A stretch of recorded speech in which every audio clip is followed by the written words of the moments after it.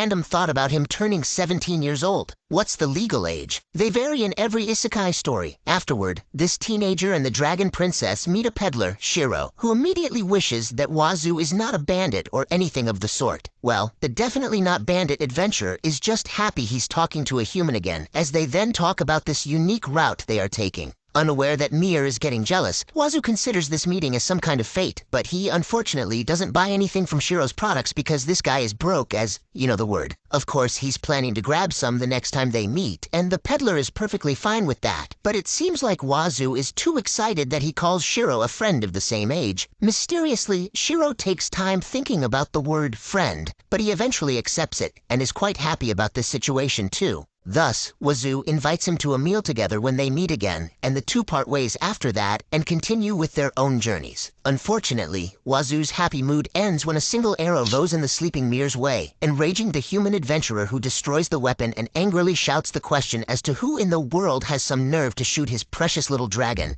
Driven with rage, Wazu sprints in the direction to find out who the culprit is, aiming to give him some bonks with his fist. Little did he know that a group of bandits was taking captive an elf named Shiana while threatening her companions not to make a move or else something worse would happen to their friend. The three can only watch in their frustration while the leader of the bandits is having fun, provoking them, confident that these elves, Salona and Luluna, can't lay their hands on them. To their surprise, a young human is running at full speed in the direction of the elves and the bandits, and irritatingly asks the whole bunch if they are the ones who fired the arrow. Starting from the only male elf in the group, who will be called Yuna, everyone wonders who in the world this adventurer who suddenly shows up is. The bandits, on the other hand, are interested in Mir because the dragon princess can prosper their business to a tremendous degree. Confident, he plans to handle the boy himself, but Wazu's fist is already right in front of his eyes, close to hitting him, until the young man stops after realizing that he needs to hold back or another disaster might occur. Unfortunately for both Wazu and the bandit, it is too late for the damage to be stopped, as the impact alone is more than enough to smash the face of the haughty bandit, striking him away while Wazu can only say sorry. His apology is insufficient to be forgiven, however, as both parties are simply dumbfounded after witnessing the boy's superhuman strength. Shocked, the bandit leader tells him to wait, and desperately reminds Wazu that they are of a similar race and the elf he's taken captive is one of those who use their magic to do terrible things to humans. Fortunately, Wazu understands what he's trying to say, but he replies with his own reminder, so who's to be sold at a high price? You have stepped on a landmine there, bandits. Afterward, Wazu takes all of the villains down along with Mir, who is throwing fire at them with her mouth, which also leads to the safety of the elf. After saving Shiana, Wazu orders the group to take the girls somewhere safe, unaware that this distraction is what the bad guy has been waiting for this whole time. In the nick of time, Salona saves Wazu from the bandits' sneak attack by activating a magical blade and defeating their foe using it. Seeing the gorgeous figure of the long-eared elf captivates Wazu as he is interested not just in the girl, but mainly because of her magic. Rejoice, viewers, we have an elf waifu in the series. Eventually, Salona thanks the human for saving her companion, causing Shiana to express her gratitude too, along with Luluna and Yuna smiling behind the girl.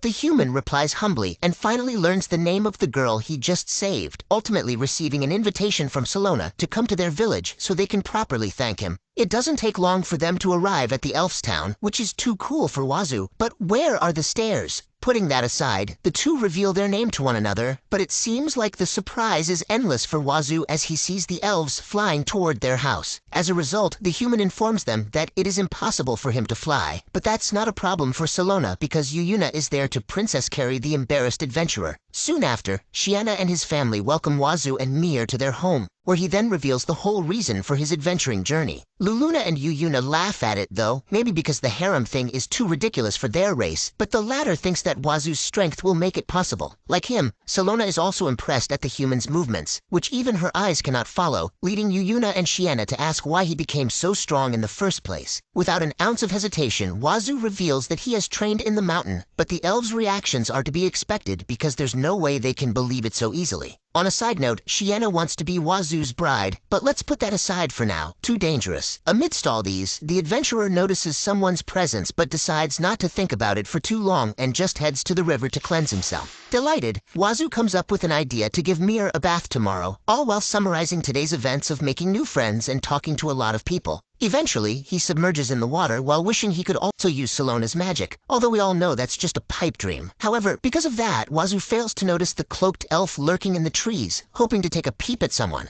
After a while of going with the water's flow, Wazu gets up with a refreshed look on his face, but it turns out that the peeping Tom here is him, because what he sees afterward is Salona in the middle of taking a bath. Sorry guys, you won't be spared from the foggy spectacle this time. While Wazu is taking his time processing the information in his head, the red-faced Salona panics and recites a chant, sending the spell straight at the peeping Tom before running away from the human. Fortunately, her attack misses, so Wazu lives to see another day, and possibly another anime accident. But this adventurer is aware that he has messed up greatly this time. Unbeknownst to him, the real peeping Tom, Gazuna, has a sinister smile as he thinks of his evil plans that surpass the crime of watching someone in the bath, and the target of it is none other than Salona. As soon as the next day arrives, Wazu begs for forgiveness to Salona for seeing her naked last night. Luluna and Yuyuna are also present, while Salona blushes in embarrassment and immediately forgives the human for his sin, even apologizing for shooting magic at him out of the blue when it is Wazu who first enters the bath. Watching this scene, Luluna gets amused as she realizes that it's the first time Salona is acting this way, but that same elf she's referring to gives the human a tall order to forget all of what he saw. Wazu feels reluctant to obey her though, and his face says it all, so Salona warns him that she'll report the whole incident to the village chief and let him decide on the punishment. Thus, Wazu is forced to accept, and the twins tease him about it. But the charade ends there as Salona reveals that the village chief is grateful for what Wazu did for them.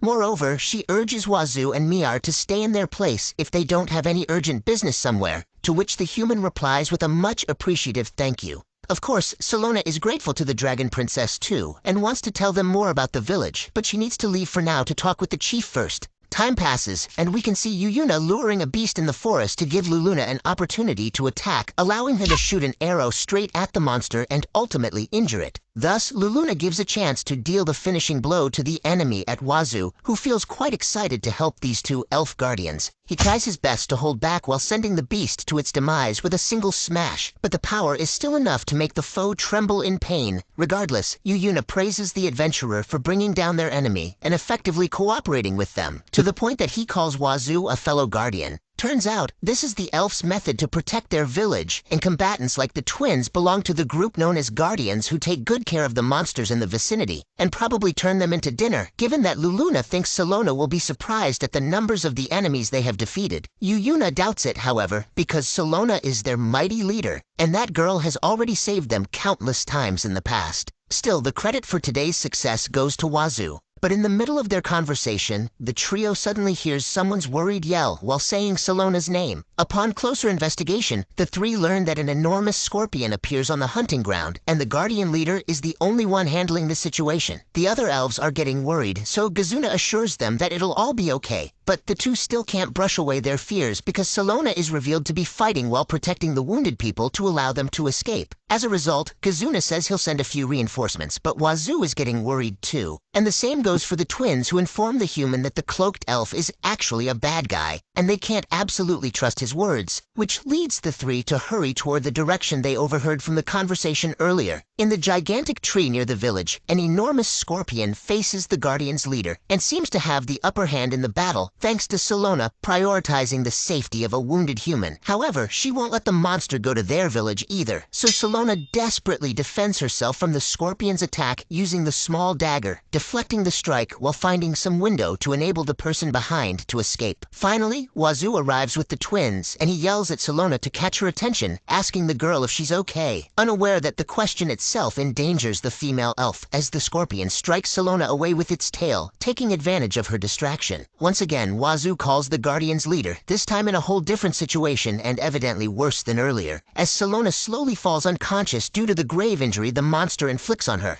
Enraged, Wazu screams his frustration and punches the notorious tail of the scorpion, unable to accept all of what it does to his potential harem member. Immediately after, he leaps towards Salona, who is falling from the sky, and catches her to prevent a severe fall or possibly more serious damage to the lady elf. Thankfully, Salona wakes up even though she panics upon finding out that Wazu is carrying her in his arms. She also learns that the scorpion has been taken down, so as flustered as this elf is, she asks Wazu to put her down. Of course, the young man refuses because he wants to carry this wounded girl to the village, but Salona insists on walking by herself, ashamed that she's covered in dirt. Little do they know the monster is still lurking in the shadows, so they continue progressing their feelings toward each other, except that Salona actually gets up to check if the wounded person earlier is okay. Unfortunately, it's too late for all of them to notice that the gigantic scorpion is alive and is ready to devour the human adventurer. Even how hopeless it is, everyone hurriedly warns Wazu of the approaching threat, but the monster is one step ahead and has already taken a bite of almost half of Wazu's body. The elves waste no time in attempting to take the gigantic scorpion down as they immediately disperse to distract it and save Wazu.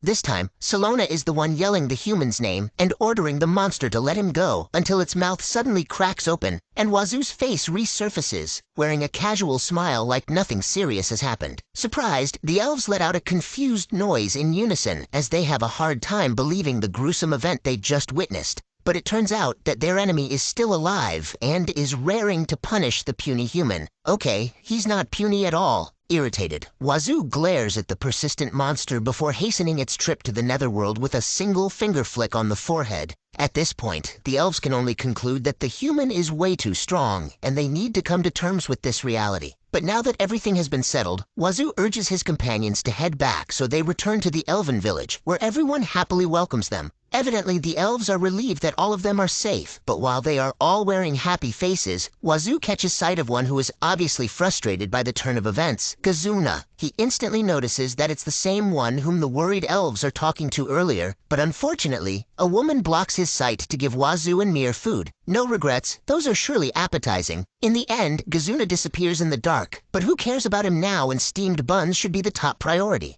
As the night deepens, Wazu calls Salona when she's alone and offers to walk her home. Whoops, love is blooming here. Everyone better put down that bonking stick and give a moment to this guy. Apparently, Wazu is still concerned about Salona's wounds, so thankfully the elf permits him to go with her. But along the way, Wazu realizes that the last time they were all alone was the bath incident. Therefore, he wonders if Salona is actually grossed out by his presence. But this human's questions will be answered sooner than he expects when Salona suddenly urges him to stop where they are for a moment. The lady elf then thanks Wazu for saving her life, but the young man thinks he's not worthy of her gratitude because of the failure of not letting a single wound befall the girl. In response, Salona tells Wazu that he really is a kind person, not to mention strong because her strength, which is #1 in the entire village, will pale in comparison to Wazu's. This unexpected turn of events flusters the young man, but it seems like his heart will suffer from overjoy afterward as Salona then gets up and expresses her relief about Wazu being stronger than her. A tad bit of disappointment shows on the human's face as he completely assumes that the development leads to a love confession.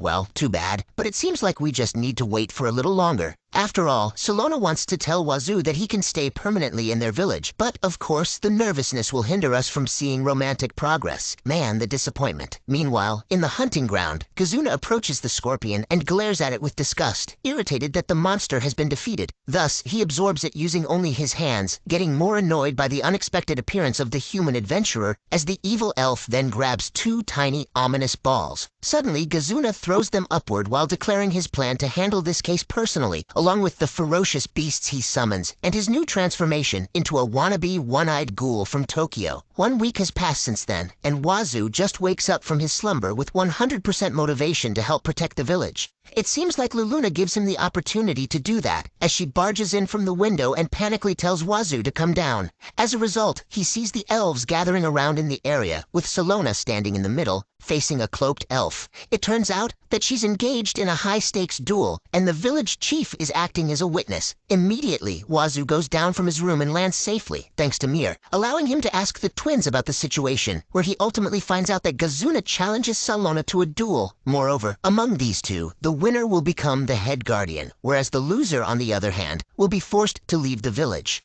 Thus, learning about Kazuna's jealousy of Salona makes the cloaked elf's frustration very clear to Wazu. However, the duel's participants have no objections whatsoever to the punishment, which leads the village chief to put in inviolable territory as he then casts an elven barrier to signal the start of the match. Without wasting any second, Kazuna charges towards Salona and attempts a hit, only for it to get blocked by the composed lady elf, who then kicks the guy away, striking him to a far distance. Wazu and the twins, along with other elves, are acting as Salona's cheerleaders because the strength and support are absolutely in her favor. However, Kazuna isn't the slightest bit overwhelmed by all of those, and he instead grabs a piece of rock while starting his dialogue that reeks of hate and envy, blaming Solona for all the misfortunes in his life. The next words, holding the Guardian leader responsible for the following events, confuses Solona and the spectators of the duel because of how ominous it is, but they have absolutely no idea what the guy is talking about this time, and it might already be the end when they do. After all, Kazuna proceeds with his vengeance plan as he throws the rock at Solona, treating it as a mere distraction for him to grab the cursed balls, activating them at the right time to show everyone the gospel of darkness lying dormant inside him. All of a sudden, Solona's surroundings turn black, and this spell, which is definitely not an elven magic, sends shivers down the elves' spines. Seconds after, the ground shakes as the monsters commence their stampede, so the village chief asks Kazuna what he has specifically done that is bringing so much anxiety to the villagers. Something is coming closer, this is all Wazu can say, followed by someone's scream, as Kazuna finally reveals that monsters carrying his grudge are already on their way to their village. As soon as he says that, a group of gigantic and ferocious beasts arrive on the scene, causing almost everyone to panic just by seeing the undefeatable sizes of the harbingers of their demise. Kazuna owns the first laugh as he orders his minions to rampage all they want, given that their numbers are too much even for the Guardian's leader to handle, and she can only complain despite knowing that it is useless. Unfortunately, the villagers' screams serve as a great distraction for Solona, which also makes it a perfect opportunity for Kazuna to strike. On the other hand, Luluna and Yuyuna urge Wazu to head somewhere higher for their safety, and the townsmen follow suit to save themselves from the threat of the monsters. Regrettably, not everyone makes it in time to evacuate, and this is what Kazuna anticipates as he gives Solona two choices: take his life or let everyone else perish. The evil elf's motive surfaces, but he's just taking advantage of Solona's weakness because Kazuna knows that his enemy can't defeat a fellow elf with the aim of turning his health points into 0. But right when the situation turns dire, Wazu calls Solona, smiling as he asks her if she's okay because this adventurer has already taken care of quite an absurd number of monsters. Solona is dumbfounded after seeing the unprecedented situation, but the same can be said for Kazuna, who feels enraged upon learning that a mere human has brought down a majority of his minions. Wazu is displeased being talked to by the cloaked elf though, so he brutally reminds him, "Hey, I don't have any intention of talking to you," or somewhere along those lines. Kazuna's face screams disgust as he can't bear to listen to Wazu cheering Solona and reassuring her that he will handle all the monsters outside the barrier. Thanks to that, Solona can focus on the duel, but she instead tells her opponent to stop all these atrocities. However, Kazuna can't stop clenching his fist in frustration, eventually grabbing one more of those red spheres and declaring his plan B, bring Solona's demise. The rainfall gets heavier, and the clouds darken along with Kazuna, who puts the ball into his mouth, transforms into his demonic form, and punches the Elven Guardian leader. Due to the impact, Solona bumps into the edge of the barrier, making everyone, including the twins and Wazu, worried, given that the current Kazuna possesses an unfathomable strength that far surpasses all of their abilities. Or not. Wazu casually destroys the indestructible elven territory with one punch and decides to join the battle against the evil elf, enraging the demonic Kazuna, who orders the human not to interfere, as he then fires a beam that Wazu easily blocks. Of course, the adventurer refuses to hear his request and continues to render all of Kazuna's attacks useless while reminding him of his motive to remove Solona from this world. Therefore, Kazuna tells the human that it has nothing to do with him. But it seems like those words anger Wazu even more as he disagrees with that statement and kicks the evil elf's face while declaring that he likes Solona. The red sphere comes out of Kazuna's mouth and ceases into existence. But Wazu's concern is this: what face should I make when I turn back? As expected, Solona blushes because of his confession and tells the embarrassed adventurer that she's happy he sees her that way. Whoa, the ship sails. Or maybe not this time because Solona follows it with an apology, reminding the heartbroken Wazu that she needs to stay and protect the village as its guardian. Unfortunately, she's also against Wazu permanently living here for her sake, because the adventurer isn't someone who should be confined in their little place. To stop Solona from having such a painful face, Wazu forces his smile on the woman he loves and tells her of his immediate departure with the pretense of letting Mir see the outside world. Not even saying goodbye to everyone, Wazu leaves the village, crying as he runs away from the town to go as far as he possibly can. One man down, everyone. I repeat, one man down. Unbeknownst to Wazu, his guild card is still in the village, specifically in Solona's hands, and the goddess has told her the young man's story, starting from getting betrayed by his childhood fiancé. As a result, Salona regrets rejecting Wazu's honest feelings and even compares that deed to conducting a public humiliation, ultimately revealing that she really wanted to go with Wazu since the beginning. Turns out, the girl's promise to her deceased parents to protect the village hinders her wish, but that is until Yuyuna and Luluna arrive, telling Salona not to worry. The twins reassure the Guardian leader that they are not so weak to be always protected and remind Salona she should join Wazu's harem as someone who got saved by that human. Grabbing Salona's shoulders, Luluna says that it's her choice whether she'll become part of Wazu's harem, but she should at least deliver the card as it is an important thing for Wazu, not to mention the goddess is inside it. Thanks to that, Salona gains the motivation, and she declares her will to run after Wazu and grant the shipper's wish to reignite the broken romance. Salona hurriedly heads home to pack her things and, of course, thanks the twins for their support as she runs at full speed, wondering what in the world the swelling feeling in her heart is. Amidst the starry night, Salona contemplates her wish to know more about the guy she probably loves while saying sorry to her parents for breaking the promise. Still, she knows that they will definitely give her a push, so Salona, with her adventuring gear, departs on a journey to find Wazu. Atta girl, Elf-san. On Wazu's side, Wazu finally arrives in a faraway town, but it seems like there's a little bit of trouble as the guards aren't permitting this young man's entrance even though he's desperately begging by telling the guards about his broken heart, not to mention the urge to eat something different to monster's meat. Unfortunately, they kick Wazu away from the large gate of the wide territory of the fortress's town, Linik, and this adventurer has little to no hopes of getting into this city soon. Outside the gates, the heartbroken guy contemplates Salona's rejection of his love confession and concludes it's because they haven't spent enough time together, making his efforts too hasty. Thankfully, Mir is there to heal the sad boy's heart, so Wazu regains the strength to go at it once again with a revised strategy, of course. But he still needs to reclaim his guild card first without returning to the village, because that's so embarrassing for him. Suddenly he hears a girl's scream and sees a person running away from a large beast while protecting the baguettes that are apparently for her guests. She must be working in an inn or the like then. Putting her job aside,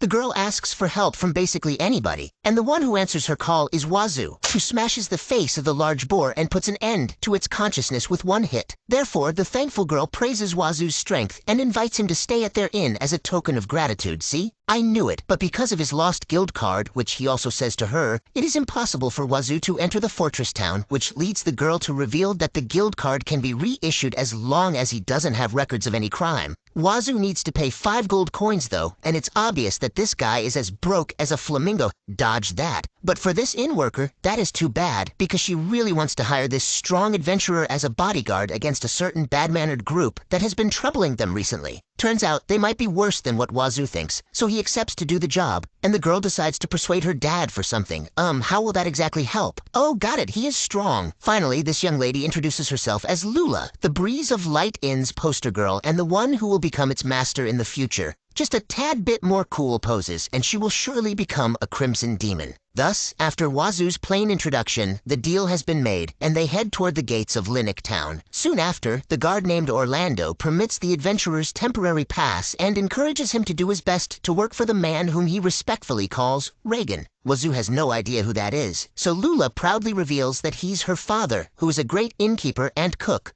With that said, Wazu will get his new guild card when the job is done, but he's clueless on what to specifically do, causing Lula to inform him that the tasks may probably be similar to adventuring quests like defeating monsters or running an errand. Still, Wazu is an F rank, so he needs to level up to receive deserving missions, get higher rewards, and stay longer at the inn, which is Lula's original motive to get more sales. Cunning. Afterward, her mom, Kayla, welcomes Lula and the guests she brings, and discovers that the young man here is actually her daughter's savior. Therefore, Kayla offers him dinner and a room to stay, assuring Wazu that they are all free because it is her thanks for saving Lula's life. At the dinner table, Wazu and Mir enjoy their food, while the former is having fun with some other things, explicitly staring at the women in the tavern and imagining his dream of building a harem, getting pampered by a bunch of different girls who are fawning over him, including Salona, who apparently wants to be this young man's partner. The heavenly taste of the soup wakes him up from his dreams, but what shocks him after is the adventuring party on the other table, which calls the food disgusting, low class, and tastes like a horse's you-know-what. Why are they even here?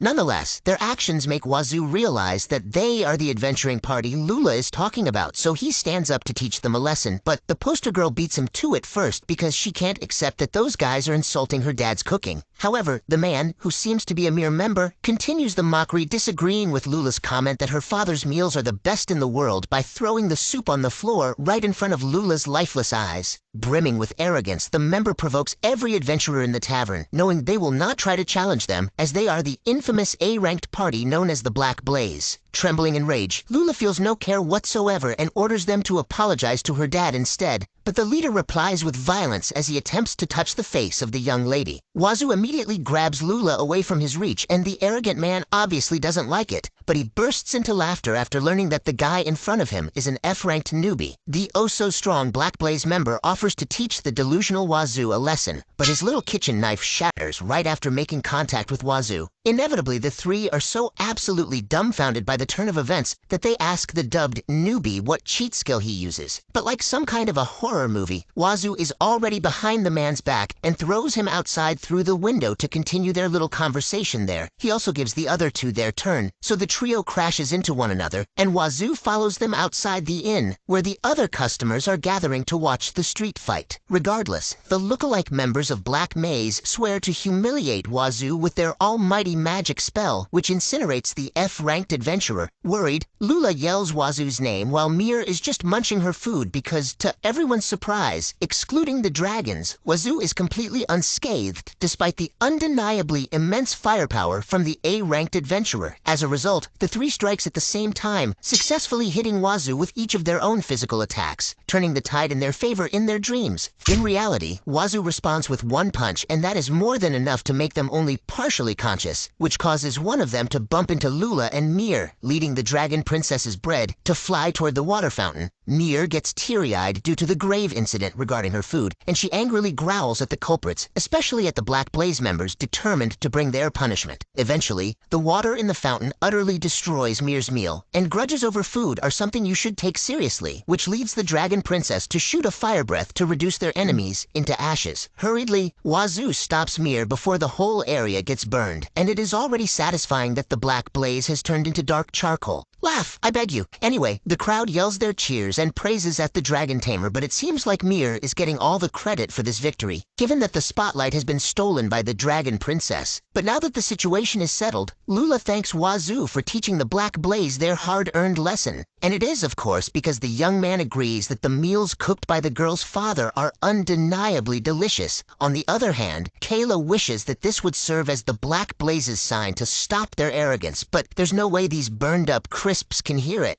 Unbeknownst to them, someone is hiding nearby while watching Wazu, and it turns out to be a young lady, whom we will call Tata, wondering if the strong adventurer will lend her his power. The next morning, Lula wakes Wazu in his room with an evidently refreshed face because she apparently had a good sleep last night due to what happened to the arrogant adventurers who are troubling their inn. Turns out, this poster girl feels excited just by imagining the gallant figure and the hero-like existence, and is looking forward to seeing the upcoming achievements of the hero again, whose name is Mir, and definitely not her tamer, Wazu. The poor guy can't stop his tears from falling as he harbors bitterness for not getting the glory he deserves. But it, fortunately, turns out that Lula appreciates it. After all, she talks about the heroic dragon tamer who stays at the Breeze of Light Inn. Basically, she's brutally using Wazu as their endorser. Putting that aside, the adventurer needs to meet the guildmaster today, even though it is Lula's dad who's supposed to give him the quest. She deliberately omits some details, and it seems like Lula can't accompany Wazu this time because of some bread errands, which allows her replacement to show up.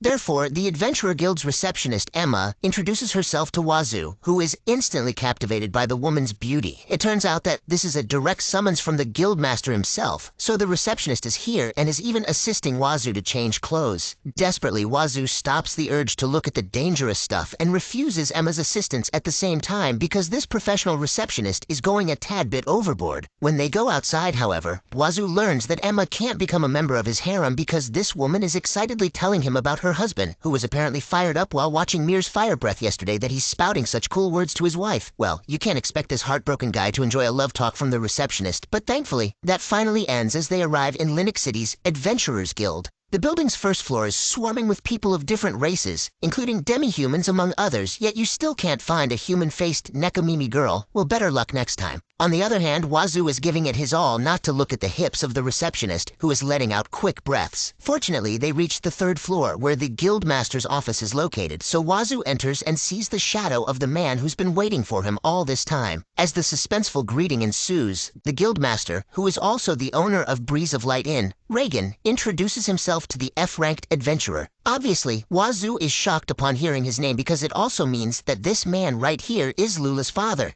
and it is light years away before Wazu can accept it. When Emma leaves the room, Reagan thanks the young man for saving his family from the rampage of Black Blaze yesterday. But Wazu replies with the million-dollar question, is he really Lula's dad? Of course, Reagan says yes while revealing that Kayla is his wife, causing Wazu to go out of control as he calls the guild master names like Baldy and Old Goat, yelling his suspicions that Lula is not Reagan's biological daughter, but instead a child from Kayla's previous marriage. To his disappointment, Lula is Reagan's true child, and Kayla is genuinely in...